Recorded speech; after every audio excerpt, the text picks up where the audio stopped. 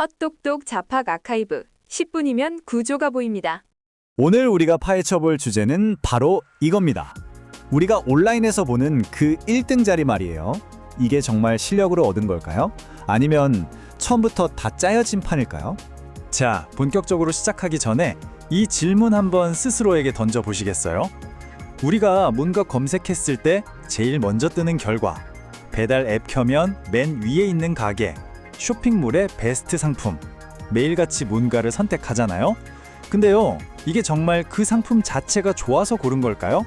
아니면 그냥 제일 위에 있었기 때문에 나도 모르게 그 순서를 선택한 건 아닐까요? 자, 그럼 첫 번째 이야기로 들어가 보죠. 이 거대한 온라인 시장을요, 달리기 경주에 한번 비유해 볼게요. 딱 보기에는 모든 선수가 똑같은 출발선에 서 있는 것처럼 보이죠? 근데 실상은 전혀 그렇지 않다는 겁니다. 이 비유 진짜 기가 막히지 않나요? 우리 어릴 때 운동회 달리기 하던 거 생각해 보세요.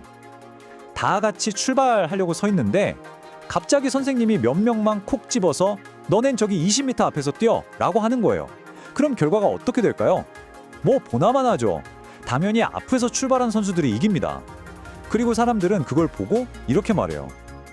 공정한 경기였어. 어쨌든 다 같이 뛰었잖아. 지금 온라인에서 벌어지는 경쟁이요, 바로 이 그림이랑 똑같습니다. 바로 이겁니다. 이게 핵심이에요.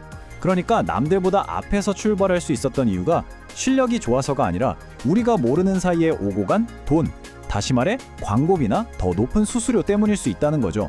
결국 1등 자리는 경주의 결과가 아니라 애초에 돈으로 산 유리한 출발선 그 자체일 수 있다는 겁니다. 좋아요. 그러면 한번 1등을 한 사람은 어떻게 계속 그 자리를 지킬 수 있는 걸까요? 여기에는 아주 무서운 엔진이 하나 돌아가고 있거든요. 이름하여 피드백 루프. 한번 여기에 딱 걸리면요, 헤어나오기가 정말 힘듭니다. 이게 뭔지 한번 제대로 들여다보죠. 이 구조 딱 그거예요. 언덕에서 막 굴러내려오는 눈덩이. 일단 메뉴에 딱 노출이 되면 당연히 더 많은 사람들이 보겠죠? 그럼 자연스럽게 클릭도 늘고 판매도 늘어납니다. 여기서 끝이 아니에요. 이렇게 쌓인 좋은 리뷰들이 순위를 또 올려줘요. 그럼 또 더 많이 노출되고, 이 작은 눈덩이가 계속 구르면서 점점 커져서 나중에는 아무도 막을 수 없는 거대한 성공 덩어리가 되는 겁니다. 뒤늦게 시작한 주자가 이 단단한 눈덩이를 깨고 들어온다? 와, 이건 뭐 거의 불가능에 가깝다고 봐야죠. 자, 그럼 여기서 진짜 근본적인 질문이 하나 생기죠. 이 강력한 성공 눈덩이를 맨 처음에 굴리기 시작한 그 최초의 1등, 대체 그 첫 번째 자리는 누가 무슨 기준으로 정하는 걸까요? 이제 그 답을 찾아볼 시간입니다. 돈이라는 아주 현실적인 요소가 어떻게 알고리즘의 참고사항 수준을 넘어서 아예 그 DNA 자체에 깊숙이 새겨져 있는지 한번 보시죠. 바로 이겁니다. 이 슬라이드가 그 비밀을 까발려주고 있어요.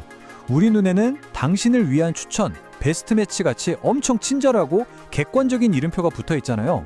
그런데 그 코드 뒤편에서는 사실 광고비 제일 많이 낸 순서, 수수료 제일 많이 주는 순서 같은 아주 상업적인 논리가 돌아가고 있을 수 있다는 거죠. 그러니까 겉으로는 추천 순인데 속으로는 수익 순인 거예요.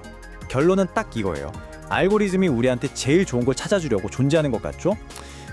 사실 그보다 훨씬 더 중요한 최우선 목표가 있습니다. 바로 플랫폼의 주머니를 채우는 거예요. 기술 자체는 뭐 중립적일 수 있겠죠. 하지만 그 기술을 움직이는 목적은 전혀 중립적이지 않다는 겁니다. 자, 이렇게 돈으로 순위를 셀 수 있는 시스템이 만들어지면 그 다음엔 어떤 일이 벌어질까요? 뭐 당연한 수순이죠. 그 시스템의 허점을 파고들어서 돈을 벌려는 새로운 산업이 생겨나기 시작합니다. 예를 들면 이런 것들이죠. 가짜 클릭을 뭐 무한정 찍어내는 클릭 공장, 그럴싸한 가짜 리뷰를 대량으로 써주는 리뷰 공장 같은 조직들이 생겨나는 거예요. 원래는 공정한 경쟁을 위해 만든 시스템이 이제는 누가 더 교묘하게 시스템을 속이나 경쟁하는 보이지 않는 전쟁터가 되어버린 거죠. 근데요, 이 거대한 시스템이 왜 이렇게 우리한테 잘 통하는 걸까요? 그 답을 찾으려면 시선을 바깥이 아니라 바로 우리 안쪽으로 돌려봐야 합니다. 왜냐면요, 사실 이 모든 것의 가장 강력한 공범이 바로 우리 마음속에 있거든요. 심리학 용어 중에 초두 효과라는 게 있어요. 이게 뭐냐면 별거 아닙니다. 그냥 사람은 맨 처음 본 걸 더 중요하게 생각하고 더 잘 기억한다는 거예요. 그러니까 1등이라는 걸 딱 보는 순간 우리 뇌에서는 이미 이게 제일 좋은 건가 보다 하고 생각해 버리는 거죠. 여기에 권위 편향이라는 것도 한몫 거들죠. 우리가 보통 의사 선생님이나 전문가가 하는 말은 일단 믿고 보잖아요. 이 상황에서는 그 권위자 역할을 바로 플랫폼의 알고리즘이 하는 겁니다. 똑똑한 알고리즘이 추천했으니 믿을만 하겠지 하고 그냥 무심코 넘어가게 되는 거예요. 그리고 마지막으로 진짜 강력한 게 하나 있습니다. 바로 사회적 증거예요. 다른 사람들도 다 이걸 사네? 그럼 좋은 거겠지? 하는 마음 다들 느껴보셨죠? 이게 바로 사회적 증거의 힘입니다.